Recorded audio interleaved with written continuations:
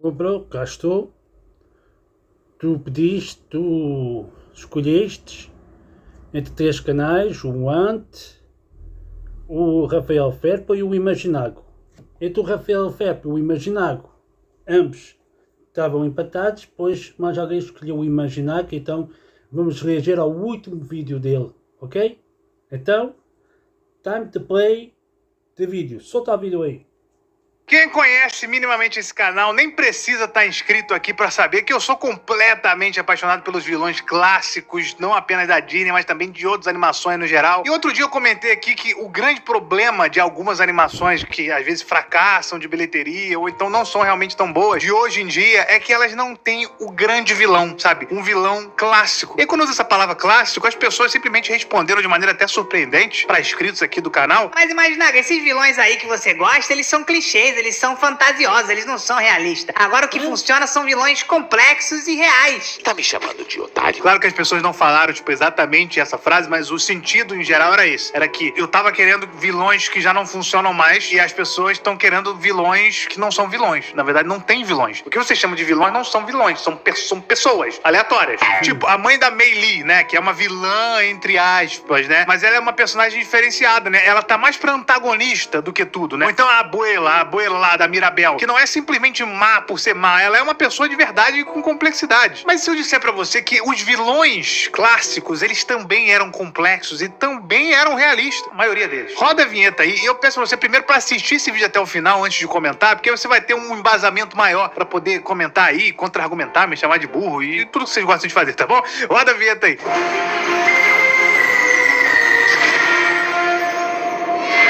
Eu sou o Imaginago, bem-vindos a mais um vídeo. Cara, falando de maneira prática, eu acredito que o que tá fazendo as animações fracassarem hoje em dia é a falta do vilão. Não tem jeito. Tá brincando, né? Existem exceções. Eu já quero adiantar aqui que eu não vou ser essa pessoa que vai ficar falando bobice. Ai, antigamente que era bom, hoje em dia é tudo Nutella. Ai, na minha época, ai, minha geração, ai, minha geração, ai, minha geração. Eu sempre olho, cara, animação por animação. Eu tenho exemplo de animações excelentes de hoje em dia e que batem de frente com animações antigas. Não importa a época da animação, o que importa é quem tá fazendo, a liberdade que a pessoa tem. Os elementos, isso é uma palavra que não soou bem falando de uma animação. Esquece essa palavra elementos. E as coisas que existem dentro das animações que são sagradas, entre aspas. O negócio é o seguinte, parece que existe uma cultura, né, de hoje em dia, das animações, dos estúdios no geral, nem todos os estúdios, principalmente Disney e Pixar, de que as pessoas estão cansadas de vilões, de que os vilões, eles não podem mais estar nos filmes porque...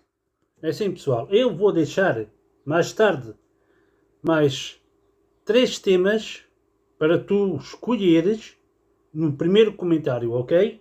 Inscreve-te aqui no canal se ainda não és inscrito, dá o teu like já aqui neste react e deixa o teu comentário. O teu comentário o que é que vai ser? O teu comentário vai ser a escolha do tema para o próximo vídeo, para o próximo domingo, ok? Vou deixar também o link deste último vídeo aqui do Imaginago aqui da descrição. Agora, play no vídeo. Eles vão ser cansativos, as pessoas vão achar clichê. Agora só pode o vilão moderno, aquele personagem que atrapalha os planos do protagonista, mas não necessariamente é ruim, não necessariamente ele é mau. Eles têm apenas conflitos de ideia e no final do filme, sempre esse vilão se arrepende. Sempre ele fala, eu tava errado. Ai, me dá um abraço. Ai, vamos chorar juntos porque a gente é complexo, a gente é ser humano. Isso acontece em Encanto, acontece em Red, Cresceram a Fera da Pixar, acontece em Raya e o Último Dragão, acontece em Toy Story 4 também. E isso porque as pessoas acham que essa é uma ideia super original e que, meu Deus, né? Que ideia originalmente incrível. Nossa, vilões complexos. Nunca vi isso antes na minha vida. Essa é literalmente a coisa mais idiota que eu já ouvi. E mais tem é isso. Isso se tornou um clichê hoje em dia. Tentando fugir de um clichê e entrar em outro. Quer dizer, eles são complexos, mas isso não é exclusividade deles. Não quer dizer que os anteriores, os vilões clássicos, eram complexos. Eu vou dar exemplo nesse vídeo aqui de vários vilões clássicos que são extremamente complexos e eles são clássicos e cantam música e tudo mais. E eu gosto dessas animações que eu citei aqui, tá? Só pra não aparecer alguém que caiu de paraquedas que não viu meu vídeo sobre Encanto, que eu amo Encanto, sabe? Eu gostei muito de Red. Não é que isso afeta a qualidade das animações. Eu tô falando sobre isso ser uma nova regra. Na verdade, assim, não gosto de todas as animações que eu citei, não, tá? Tem algumas aqui que eu... Acho um pouco esquisito. Mundo Estranho não tem vilão. Tome. É muito legal você assistir Encanto. É muito legal a Abuela, né? Que você vê o filme, você começa com ódio dela. Aí quando você vê sobre o passado dela, você fala, caraca, quando você conhece uma pessoa, você vê que ela tem motivações que levaram ela a chegar onde ela chegou, a tomar atitudes erradas. Ela não simplesmente falou, eu sou uma vilã e eu vou fazer isso porque eu sou uma vilã. Isso é bom demais, é uma história de família, é bacana, é super válido pro filme. Até porque fala sobre você errar, aceitar que errou, aprender com seus erros e reparar o que você fez. Só que existe essa ideia meio furada, na minha opinião, de que os vilões antigos e clássicos da Disney eram vilões que eram maus por serem maus e como se eles não tivessem motivações, como se eles simplesmente tivessem nascido mal. Não, mano. Os melhores vilões da Disney são aqueles que têm uma história, têm uma origem. Tem uma série aqui no canal chamada A Origem dos Vilões, onde eu conto a origem de cada um deles, né? Tanto em universo. Eu já vi todas estas origens, e a origem que mais gostei de ver foi a origem as duas neste caso. Há duas. A origem do Capitão Gancho e a origem do Scar, é que conta como é que ele ficou com a cicatriz. Eu vou mais com a primeira teoria do que com aquela lá da série do Rei Leão e do que esta agora que está a ser feita, que também possa ser um bocadinho... Quem fez a Scar a cicatriz do Scar foi o próprio Mufasa. Talvez sim, talvez não. Expandido quanto que já conta no filme. E é bacana isso. Tem que se arrepender. Tem que aprender com os erros. Pô, muito legal. Seja essa pessoa, a pessoa que entende que errou, se arrepende e aprende com os erros e tenta reparar as coisas. Mas também existem as pessoas que não aprendem. As pessoas que não querem saber, que são cegas, que elas não querem enxergar os erros, que elas não tentam reparar nada, que elas só causam destruição. Você deve conhecer alguém, ou aí no seu círculo, ou famoso, que o cara entra num ciclo de destruição, até que ele desaparece de tanta loucura. Esse tipo de vilão, ele não é fantasioso, são pessoas reais também, pessoas que não conseguem enxergar, sabe? São pessoas realistas. Eu não sei de onde saiu esse surto de que os vilões clássicos eles eram infantis. Será que é porque, tem música, então é infantil, ele tá cantando e tal. Eu não vou entrar na questão aqui de que o musical, o cara na verdade não está cantando, né? Que é só uma forma de você contar o filme, ele não tá literalmente cantando. E eu acho que isso é uma boa mensagem também, você mostrar que, tá beleza, num filme você mostra que, é legal se arrepender, reparar os seus erros e tal. E no outro você mostra que, mano, se você não se arrepender, não enxergar seu gelo, você vai terminar que nem esse cara aqui, que nem o Gaston caindo lá do precipício lá do castelo. Você vai virar um vilão da Disney que cai do precipício se você não enxergar os seus erros. E isso é bacana demais. E eu também já falei algumas vezes aqui que, a gente precisa de vilões clássicos, vilões que são maus por serem maus. E quando eu falei isso, algumas pessoas corretamente interpretaram que eu quis dizer que eu quero vilões que nasceram maus. Não é isso. Eu queria dizer, em todas essas vezes que eu falei, que eu quero vilões que simplesmente não têm conserto. Caras quebrados. Caras que, o cara é mau e é mau e é mau e ele vai ficando cada vez mais malvado e ele sucumbe na malvadeza dele. É isso que eu quero dizer. Falta isso. Em todos os filmes? Não. Às vezes. Você quer provas de que falta isso hoje e que quando tem isso hoje o negócio faz sucesso e é muito legal? Primeiro vamos falar de alguns vilões clássicos aqui, né? Pra mostrar que a Disney sempre fez vilões complexos e essa coisa, inclusive, é uma coisa antiga, tá? Espera aí, agora só um bocadinho. Eu pergunto a ti que estás nesse lado, pergunto a vocês, qual é o vosso vilão preferido ou numa série, ou de um anime, ou mesmo da Disney ou Pixar? Escreve aqui nos comentários. O meu vilão, por enquanto, o meu vilão preferido é o Scar, pelo menos na Disney. Fazer vilões que se arrependem e tal, não é nem novidade. Vamos falar do Scar de O Rei Leão, né? Eu acho que ele é o vilão mais famoso da Disney, um dos mais famosos. Ele era um príncipe, né? O próximo da sucessão do trono, mas aí o Mufasa teve um filho, o Simba, que fez as chances do Scar de virar um rei praticamente nulas, né, cara? E aí ele recorre à situação extrema e animalística pra tomar o trono, que é matar o próprio irmão. Ele é um sociopata, né? Esse vilão aí realmente ele tem problemas, assim, que não se cura, teoricamente, sabe? Porque o cara fez uma atitude extrema e depois disso ele vai fazendo coisas cada vez mais extremas e piores e ele não tem salvação. Até o final ele se recusa a ser ajudado. Ele não aceitou o seu erro e ele queimou junto com o seu erro, literalmente. Mas agora beleza, vamos pegar o Clayton, vilão do filme Tarzan, lembra dele lá? O Clayton no começo, ele não era necessariamente um vilão, né? Claro que todo mundo já imaginava, tava óbvio que ele ia virar o vilão, porque ele tinha uma cara fechada, tudo bem, mas ele começa apenas como o caçador que tá escoltando a Jane e o pai dela, né? Vamos dizer assim, o especialista em selva. E quando ele é assumido o vilão do filme de fato, as coisas vão ficando cada vez mais tensas, ele vai ficando cada vez mais mais violento, mostrando que o verdadeiro selvagem do filme era o tempo inteiro o homem civilizado, e não o Tarzan, que é o homem que foi criado por animais. Então ele não é um vilão que, nasci mal e tal. Não, ele tem um objetivo que é ganância. O cara, ele quer sequestrar gorilas da selva pra dar pra zoológicos, né, pra entretenimento das pessoas e tal, traficar animais, mas principalmente, cara, ele se revela. Olha como é que isso é bem construído. A pessoa violenta, o selvagem, cara.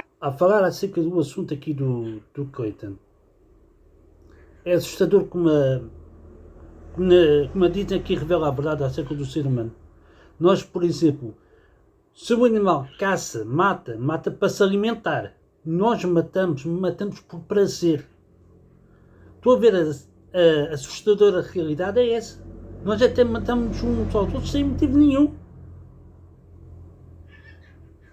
Vamos dizer assim, o especialista em selva. E quando ele é assumido o vilão do filme de fato, as coisas vão ficando cada vez mais tensas. Ele vai ficando cada vez mais violento, mostrando que o verdadeiro selvagem do filme era o tempo inteiro o homem civilizado, e não o Tarzan, que é o homem que foi criado por animais. Então ele não é um vilão que, nasci mal e tal. Não, ele tem um objetivo que é ganância. O cara, ele quer sequestrar gorilas da selva pra dar pra zoológicos, né, pra entretenimento das pessoas e tal, traficar animais, mas principalmente, cara, ele se revela. Olha como é que isso é bem construído. A pessoa violenta, o selvagem, cara, que não se arrepende e que tem um final pesado, terrível, sabe? Que mostra o ápice da selvageria humana. Pra mim, só esse conceito, né, do homem que era civilizado e que falava que o Tarzan, não sei o que, ele é a própria fera no final. Putz, cara, é um dos melhores vilões já feitos pra mim. Pega lá, Toy Story 2, né, o mineiro, né? A gente nem sabia que ele era o vilão do filme no começo, mas a gente já sabia do grande problema que ele criticava e as ideias dele. A gente pensou, por causa das ideias dele, sem enxergar ele como vilão, que o Andy iria crescer, que toda criança vai crescer e jogar seu brinquedo fora. E a gente falou, caraca, isso é um problema. A gente acreditou no vilão, ele manipulando a gente sem saber que ele era o vilão. Quando o mineiro se revela o vilão, a gente já sabia, ele já estava todo construído, a gente sabia toda a motivação dele, sabia que ele tinha um motivo que ele não queria ser abandonado, e mesmo assim ele se lasca no final porque ele não se arrepende, ele vai até o extremo com a ideia dele. Não se arrepender de um erro e se ferrar por causa disso, na minha opinião, também é uma mensagem positiva para as pessoas. As pessoas vão ver e falar, caraca, realmente, mano, às vezes a gente precisa tentar enxergar o que a gente tá fazendo de errado, porque se a gente não vê, a gente pode acabar como ele, na mochila de uma criança fantasiada de Barbie. Oi! Ou seja, nós temos que aprender muito com os vilões. Não é com aquilo que os vilões fazem, é com aquilo que os vilões não deviam fazer. Ou seja, com erros dos vilões, para nós não repetirmos os erros deles. Não sermos como eles. Temos muito que aprender com os erros da história, para nós não repetirmos os erros da história. A gostar da Amy. Ela é uma artista. Vamos lá, Atlantis, filme que nem todo mundo gosta, beleza? Mas é um exemplo, tá? O que importa aqui é que eu gosto muito e que o vilão também é um dos melhores pra mim, bem construídos. E nem por conta necessariamente do vilão, assim. Ele é, só um militar imaginável, sim. Mas a construção dele e as circunstâncias que revelam ele, pra mim, é a grande riqueza desse filme. O filme começa fazendo a gente amar, literalmente, a equipe de exploração toda de Atlantis. A gente ama aquela equipe ali. Cada um dos membros, você sabe da história, você conhece o passado, você entende porque eles estão ali e você tá amando todos eles. O Comandante Hulk, ele é uma exceção, a gente não ama ele necessariamente, mas a gente tava meio que curtindo ele pela simpatia dele, pela valentia que ele aparentava ter. Não tinha como aquela aventura dar errado. Todos os personagens são muito legais. A gente pensava que o vilão ia surgir aonde? Em Atlantis, né? O grande vilão ia surgir lá. Mas aí ele se revela um grande mercenário. E o pior de tudo, a equipe inteira que você se apaixonou também tava na maracutaia com ele, que tava enganando a gente. Mas no final, só o comandante não se arrepende. A equipe inteira que a gente amava se arrepende e o Hulk, ele vai até as últimas consequências e se ferrando também. O Frollo de O Corcunda de Notre Dame, lembra dele, cara? O filme, ele tem uma mensagem um pouco parecida com a de Tarzan, só que em um outro contexto, que é quem é um homem e quem é um monstro. E o Quasimodo, que fisicamente, né, ele tem deformidade no corpo, e aí as pessoas chamavam ele de monstro, consideravam ele um monstro feio e horrendo, é a pessoa que eu acho que tem o maior coração da Disney, é a pessoa mais gente boa da Disney, a pessoa que tem a maior compaixão da Disney. Eu acho que tem a personagem, até hoje, que tem um coração maior do que o dele, e o Frollo, que é um verme miserável, um véi paia nojento ali, que usa a religião dele pra manipular as pessoas e acha que ele tá certo, acha que ele é o herói da história, ele acha que tudo que ele faz tem uma justificativa boa e que ele é a grande pessoa de bem. E ele é um vilão clássico e clichê, segundo algumas pessoas, né? Porque, não pode ter vilão no filme, se tiver vilão vai ser clichê. É porque ele canta uma música, então ele é clichê. Para de bobice, rapaz. Você quer ver outro vilão que a Disney também fazia? É claro que, mas Naga, não é vilão, é antagonista. No final das contas, você pode falar que é vilão também se ele tiver atitudes ruins, sabe? Essa que é a parada. Por exemplo, a antagonista mesmo é a Abuela, né? Porque ela não é uma vilã que quer fazer maldade. Ela só tá no caminho da protagonista e às vezes ela não percebe que ela tá fazendo algo ruim. Quando o cara tá fazendo uma coisa ruim, mesmo não tendo um problema diretamente com o protagonista, ele ainda é um vilão. E eu tô falando aqui do John Silver, por exemplo. O cara que começa, de fato, o filme sendo um vilão. Ele é responsável pelo motim dos piratas do filme Planeta do Tesouro, mas a inesperada relação dele com o Jim Hawkins, o protagonista, acaba com os planos dele. Em um momento do filme, ele fica entre o tesouro que ele tanto almejou o filme inteiro e o seu novo amigo, né, que é o Jim. Isto acontece. É o que acontece quando não tem computador ainda. Jim Hawkins, que considerava ele inclusive uma figura paterna e ele enxergava ele como um filho também. Ele ficou entre essas duas coisas, entre o plano do mal dele e o moleque. Até que ele termina o filme ajudando o Jim, mas ele só faz isso porque era o Jim, sabe? E não porque ele é um herói. Foi algo apenas momentâneo. Ele segue sendo um vilão, segue sendo um bandido procurado. E sem precisar entrar em muitos detalhes, putz, preciso mencionar aqui o Síndrome. O Síndrome, lembra do Síndrome lá de Os Incríveis? Você acha que ele é um vilão complexo? Pra mim ele é o melhor vilão da Pixar, até hoje. Sério, a única empresa que eu acho que tá com esse sentimento, pelo menos do que eu tô vendo dos novos filmes e dos próximos que vão vir, com esse sentimento de que, cara, a gente tem que ter vilão, a gente tem que fazer essas coisas porque isso deixa um filme mais rico, é a DreamWorks. Ela faz isso lá desde o início, né, com vilões incríveis, né, como o Lord Farquaad lá no primeiro Shrek, o Tai Lung, o Mestre Shen com aquele passado horrível, até mesmo o vilão, né, bota aí o vilão do filme Eldorado, Caminho para Eldorado, o Titã de Megamente, cara, que subverte tudo. Ano passado ainda, você lembra aqui, ó, Corre, Corre, Gatito, uma camiseta curiosamente disponível aí na minha loja, imaginago.com.br. Tem sempre um que acha que vai poder me derrotar, mas ninguém nunca escapou de mim. E ele é um vilão sim, né? Porque nessa época, inclusive, surgiram pessoas insuportáveis. Aí não é vilão, ele é antagonista. Patético.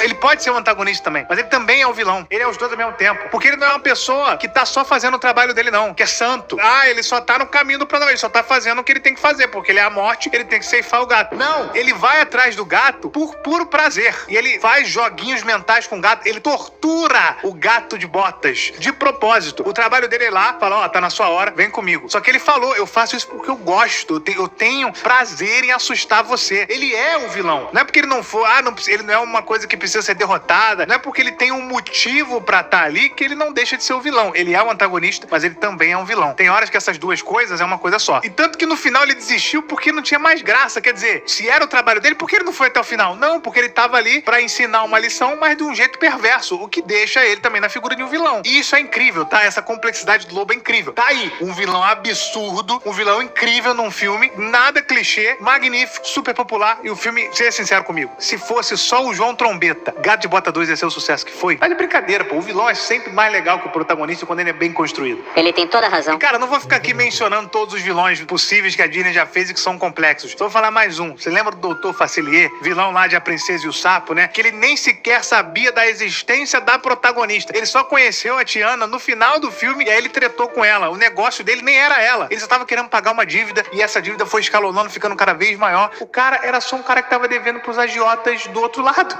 Era isso. E é mais uma vez falando, não é que eu queira que o vilão não se arrependa no final. Ele pode se arrepender, só que ele não precisa deixar de ser o vilão. Você pode fazer filmes com personagens mais realistas, mas acho que a gente já cansou um pouco, né? Já teve histórias excelentes do filho e conflito com o pai, o filho e conflito com a mãe. Acho que já teve o suficiente. Toda hora isso, toda hora um filme igual. Eu acho que o clichê aqui pra mim é outro. Então quando eu falo que eu quero vilões nos filmes, é pra tentar sair um pouco disso. Aí depois você volta fazendo de uma maneira mais subvertiva, sabe? Diferente. Deixa aqui nos comentários o que você acha disso. Você acha que é isso mesmo? Agora vai ser todo filme, é o menino em conflito com o pai, o menino em conflito com a mãe. Toda vez o conflito familiar de pai e filho que a gente já tá cansado de ver. Que é real, que é válido, que existe, que é bacana. Sim, mas todo filme? Agora toda animação agora é isso, porque isso é realista. Deixa aí nos comentários o que você acha, tá bom? Foi um desabafo aqui, foi um vídeo diferente, um vídeo só pra... Porque às vezes o Twitter parece que é o mundo, né? O Twitter é só uma bobice. Ele não é a realidade. Eu quero saber a realidade. O que as pessoas estão achando fora do Twitter? Porque no Twitter as pessoas amam isso. No Twitter as pessoas, o próximo filme eu quero o sobrinho contra o tio. O próximo filme eu quero o filho contra a madrasta. É assim que vai. Ai, meu Deus do céu.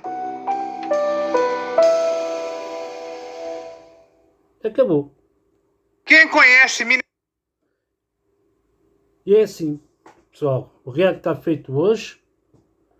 E vou deixar aqui 3 temas para vocês escolherem. Escrevem nos comentários. Nos comentários o tipo de tema que queres fazer para o próximo react, para o próximo domingo. Ok? Então, fica bem.